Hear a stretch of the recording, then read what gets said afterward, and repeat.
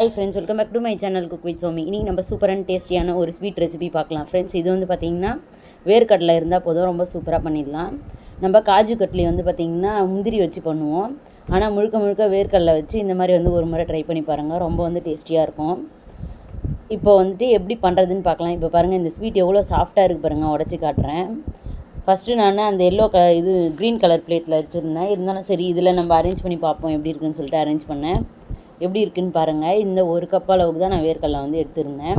அதுக்கே வந்து பார்த்திங்கன்னா எனக்கு 1/2 கிலோவுக்கு மேலேயே வந்து ஸ்வீட் கிடச்சிது ஃப்ரெண்ட்ஸ். கண்டிப்பாக வந்து நீங்கள் ட்ரை பண்ணி பாருங்கள், சூப்பராக இருக்கும். இப்போ வறுத்த வேர்க்கடலை வந்து நான் எடுத்திருக்கேன். நீங்கள் வறுக்காத வேர்க்கடலை இருந்தால் வறுத்துட்டு எடுத்துக்கோங்க. இப்போ இதோட தோல் எல்லாத்தையும் வந்துட்டு நம்ம எடுத்துடலாம். தோல் எல்லாத்தையும் எடுத்துகிட்டு வந்துட்ட பாருங்கள். இந்த மாதிரி வந்துட்டு தோல் எடுத்துகிட்டு எல்லா வேர்க்கடலையும் நம்ம மிக்ஸி ஜாருக்கு மாற்றிக்கலாம். மிக்ஸி ஜார் மாற்றிட்டு நம்ம பல்ஸ் மோடில் தான் அரைக்கணும். நம்ம வேகமாக அரைச்சிட்டோன்னா வந்துட்டு ஆயில் வெளில வந்துடும். இந்த மாதிரி பல்ஸ் மோடில் 4-5 முறை ஒரு சுற்றி வச்சுருங்க. இப்போ நெய் கொஞ்சமாக வந்து எடுத்துருக்கேன். 3/4 கப் அளவுக்கு சர்க்கரை எடுத்துருக்கேன். அளவு தான் ரொம்ப முக்கியம் இதில். நமக்கு வந்து பார்த்திங்கன்னா இதில் அளவு தான் ரொம்ப முக்கியம் ஃப்ரெண்ட்ஸ். நான் வந்து 1 கப் அளவுக்கு வேர்க்கடலை எடுத்திருக்கேன். அதுக்கு வந்து 3/4 கப் அளவுக்கு சர்க்கரை சேர்த்துக்கலாம். சர்க்கரை சேர்த்துட்டு இப்போ தண்ணி வந்து தேவையான அளவுக்கு ஊற்றிக்கலாம். ஒரு 1.5 கிளாஸ் அளவுக்கு ஊற்றுங்க போதும். இப்போ தண்ணி சேர்த்துட்டு இந்த சர்க்கரை வந்து நல்லா வந்து மெல்ட் ஆகி வரணும்.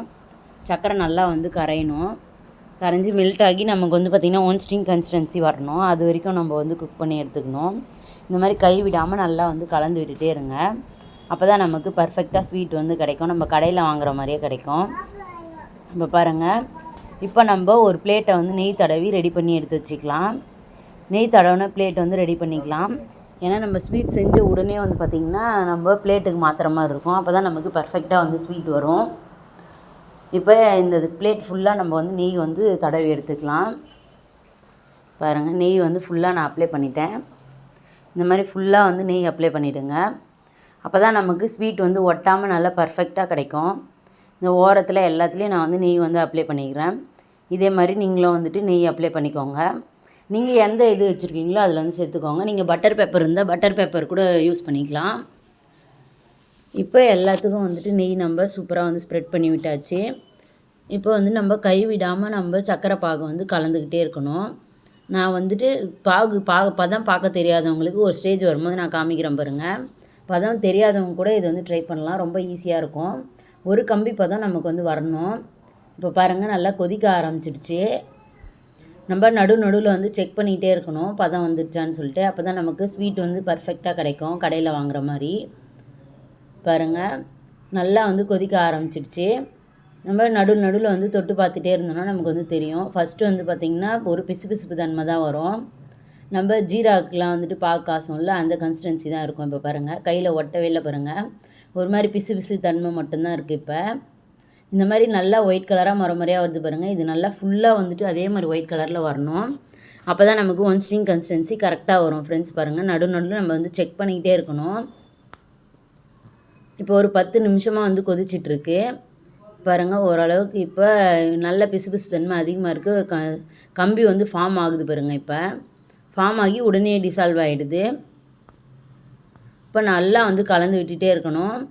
நமக்கு இந்த மாதிரி ஒரு கம்பி பதம் தெரியணும். நம்ம இப்படி தொட்டு பார்த்தோன்னா இந்த ஒரு கம்பி மாதிரி வந்து உடையணும். இதுதான் நமக்கு பர்ஃபெக்டான பதம் தெரியாதவங்க ஒரு 15 நிமிஷம் வந்து வச்சுக்கோங்க. 15 நிமிஷத்தில் இந்த மாதிரி நல்லா வந்து ஒயிட் கலராக முறையாக இந்த மாதிரி பொங்கி வர ஸ்டேஜில் நம்ம வந்து சேர்த்துக்கலாம். அப்போ வந்து நமக்கு கரெக்டாக கிடைக்கும் ஸ்வீட்டு. இப்போ நமக்கு 1 ஸ்ட்ரிங் கன்சிஸ்டன்சி பர்ஃபெக்டாக வந்துடுச்சு. இப்போ நம்ம கொஞ்சமாக நம்ம அரைச்சி வச்சுருக்க இது வந்து சேர்த்துக்கலாம். வேர்க்கடலை பொடியை வந்து சேர்த்துக்கலாம். பாருங்கள், ஃபஸ்ட்டு வந்து இந்த மாதிரி தான் இருக்கும், தண்ணியாக இருக்க மாதிரி இருக்கும். நம்ம கொஞ்சமாக அந்த பொடியை சேர்த்து கலந்து விட்டுகிட்டே இருக்கணும். ஒரேடியாக நம்ம சேர்த்துட்டாலும் வந்து கட்டி ஆகிடும். அதனால் வந்துட்டு அந்த கட்டிலாம் உடச்சி விட்டு நல்லா வந்து நம்ம மிக்ஸ் பண்ணிகிட்டே இருக்கணும். இதெல்லாம் மிக்ஸ் பண்ணுறது தான் ரொம்ப முக்கியம் ஃப்ரெண்ட்ஸ். பாருங்கள், கைவிடாமல் நம்ம வந்து கலந்துக்கிட்டே இருக்கணும். அப்போ தான் நமக்கு ஸ்வீட் வந்து ஒரு கன்சிஸ்டன்சி சூப்பராக கிடைக்கும். இந்த மாதிரி கைவிடாமல் நல்லா வந்து கலந்துக்கிட்டே இருங்க. இப்போ ஒரு சில இடத்துல பாருங்கள் கட்டியாக இருக்க மாதிரி இருக்குது. அது எல்லாத்தையுமே நல்லா வந்து சேர்த்து கலந்துக்கிட்டே இருக்கணும் நம்ம. அப்போ தான் நமக்கு பர்ஃபெக்டாக இருக்கும். இப்போ ஜாரில் கடைசியில் இருந்த இதையும் வந்து நான் சேர்த்துட்டேன். கடைசியில் கொஞ்சமாக இருந்துச்சு, அதையும் வந்து சுரண்டி சேர்த்தாச்சு. நம்ம எதுவுமே வேஸ்ட் பண்ண வேண்டியதில்லை. எல்லாத்தையுமே கொஞ்சமாக பேட்சாக சேர்த்துக்கலாம். இப்போ ஒரேடியாக சேர்த்துட்டோன்னா நம்ம கலக்கிறதுக்கு கொஞ்சம் கஷ்டமாக இருக்கும். அதனால் கொஞ்சமாக சேர்க்குறோம். இப்போ பாருங்கள், எல்லாத்தையும் கலந்தாச்சு. இப்போ பபுள்ஸ் வர ஆரம்பிச்சிடுச்சு பாருங்கள். நல்லா பபுள்ஸாக இந்த மாதிரி தான் வரும். இது ஃபஸ்ட்டு ஸ்டேஜ் ஃப்ரெண்ட்ஸ். இதே மாதிரி கொஞ்சம் கொஞ்சமாக வந்து திக்காக ஆரம்பிக்கும் நமக்கு ஸ்வீட்டு. இப்போ அடுப்பு வந்து ஃபுல்லாக வச்சுக்கலாம். இப்போ கை விடாமல் நல்லா வந்து கலந்துக்கிட்டே இருங்க. அப்போ தான் நமக்கு ஸ்வீட்டோட கன்சிஸ்டன்சி பக்காவாக கிடைக்கும். நம்ம கடையில் வாங்குற மாதிரி நம்ம வீட்லேயும் செமையாக வந்து செய்யலாம். இப்போ நல்லா வந்து கலந்து விட்டுட்டே இருங்க. இப்போ நல்லா வந்து நம்ம கலந்து விட்டுட்டே இருக்கணும். அப்போ தான் நமக்கு வந்து பார்த்திங்கன்னா நல்லா வந்துட்டு சாஃப்டாக கிடைக்கும். எல்லா பக்கமும் நல்லா வந்துட்டு வேர்க்கடலை வெந்து ஸ்வீட்டோட டேஸ்ட் வந்து சூப்பராக இருக்கும் நமக்கு. நல்லா வந்து கலந்து விட்டுட்டே இருக்கணும். பாருங்கள் நல்லா பபுள்ஸ் வர ஆரம்பிச்சிடுச்சு. இப்போ 2 ஸ்பூன் அளவுக்கு நம்ம நெய் சேர்த்துக்கலாம். இதுக்கு நெய் வந்து அதிகமாக தேவைப்படாது ஃப்ரெண்ட்ஸ். பாருங்கள் கொஞ்சமாக தான் நமக்கு வந்து நெய் தேவைப்படும். நான் ஒரு 2 ஸ்பூன் அளவுக்கு தான் நெய் வந்து சேர்த்துருக்கேன். சேர்த்து இதை நல்லா வந்து கலந்து விட்டுட்டே இருங்க. பாருங்கள் நல்லா பபுள்ஸாக வருது பாருங்கள். இப்போ நல்லா வந்து கலந்து விட்டுட்டே இருக்கணும். நம்ம கை விடாமல் கலக்கணும். அடி பிடிக்காமல் நம்ம வந்து கலந்து விட்டுட்டே இருக்கணும். இந்த ஸ்டேஜில் நல்லா வந்து கலந்து விட்டுட்டே இருங்க. ஓரத்துலலாம் எடுத்துக்கிட்டு நல்லா வந்து கலந்து விட்டுட்டே இருக்கணும்.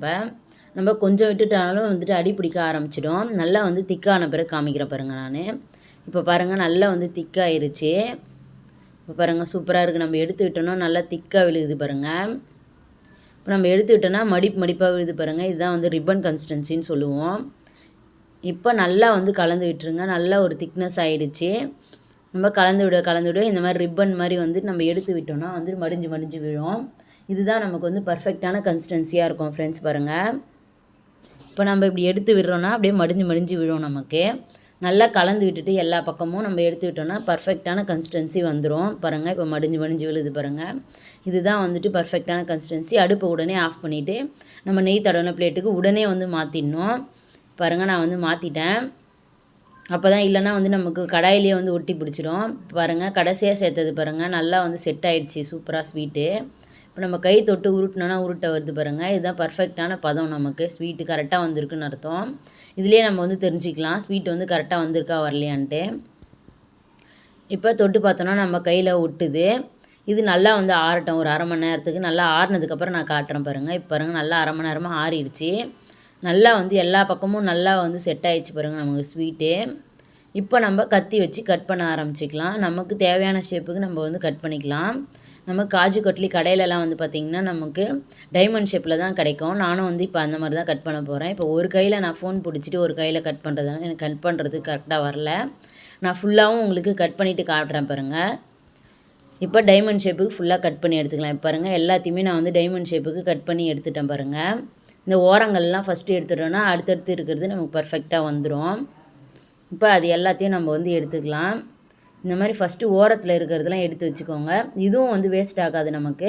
கடைசியாக இதை மாவு மாதிரி நம்ம ஒன்றா பிசைஞ்சிட்டு அதுக்கப்புறம் கத்தியில் கட் பண்ணோன்னா சூப்பராக நமக்கு வந்து வரும் ஃப்ரெண்ட்ஸ். அதுவும் நான் காட்டுறேன் பாருங்கள்.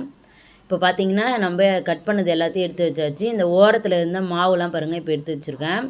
இப்போ இதையுமே நம்ம வந்துட்டு அதே ஷேப்புக்கு கட் பண்ணி எடுத்துக்கலாம். அந்த ஓரத்தில் இருந்த மாவுலாம் வந்து எடுத்துருக்கேன். ஒன்று சேர்த்து மாவு மாதிரி கட் பண்ணிவிட்டு இந்த மாதிரி ஓரத்தில் கட் பண்ணிவிட்டு இந்த மாதிரி கட் பண்ணோன்னா நமக்கு டைமண்ட் ஷேப்பு சூப்பராக வந்து கிடச்சிடும். உங்களுக்கு ஒரு வேளை நீங்கள் கட் பண்ணும்போது ஷேப் வரலனாலும் பரவாயில்ல, ஒன்றும் வந்து பிரச்சனை இல்லை. நீங்கள் மாவாகவே நல்லா சப்பாத்தி மாவு பதத்துக்கு உருட்டிட்டு கீழே ஒரு இது பட்டர் பேப்பர் போட்டுக்கோங்க. மேலே ஒரு பட்டர் பேப்பர் போட்டுக்கோங்க. போட்டுட்டு அதை நல்லா சப்பாத்தி கட்டையில் உருட்டிட்டு கட் பண்ணி எடுத்திங்கன்னா நமக்கு வந்து சூப்பராக வந்து ஸ்வீட் கிடைக்கும். என்னடா இது நம்ம கட் பண்ணோம் ஆனால் ஸ்வீட் வரலையேன்னு சொல்லிட்டுலாம் இது பண்ணாதீங்க. ஒரு சில டைம் வந்துட்டு நம்ம கட் பண்ணும்போது வராது, ஒரு சில டைம் வந்து வந்துடும். அந்த டைமில் நீங்கள் வந்துட்டு இந்த மாதிரி உருட்டிட்டு நம்ம தேவையான ஷேப்புக்கு நம்ம கட் பண்ணிக்கலாம். ஸ்வீட் வந்து பக்காவாக இருக்கும். நான் சொன்ன இது வந்து ஃபாலோ பண்ணிக்கோங்க. ஸ்டேஜ் வந்து உங்களுக்கு பதமே பார்க்க தெரியலனாலும் பரவாயில்ல. அந்த மாதிரி ஒயிட் கலராக நல்லா நிறையா வரும். அந்த டைமில் வந்து பார்த்திங்கன்னா நீங்கள் நம்ம அறுத்து வச்சுருக்க வேர்க்கடலை பொடியை வந்து சேர்த்துக்கணும். அப்போ தான் நமக்கு பர்ஃபெக்டாக வந்து ஸ்வீட் கிடைக்கும். நம்ம ஸ்வீட் கடையில் வாங்குகிற மாதிரியே கிடைக்கும். பாருங்கள் நல்லா வந்து சாஃப்டாக இருந்துச்சு ஸ்வீட்டு. டேஸ்ட் வந்து அட்டகாசமாக இருந்துச்சு. அளவு தான் இதில் ரொம்ப வந்து முக்கியம். 1 கப்பு வேர்க்கடலைக்கு 3/4 கப் அளவுக்கு சர்க்கரை கரெக்டாக இருக்கும். இதே மாதிரி சூப்பரான ரெசிபிஸ்க்கு நம்மளோட சேனலை சப்ஸ்கிரைப் பண்ணிக்கோங்க. தேங்க்யூ, பாய்.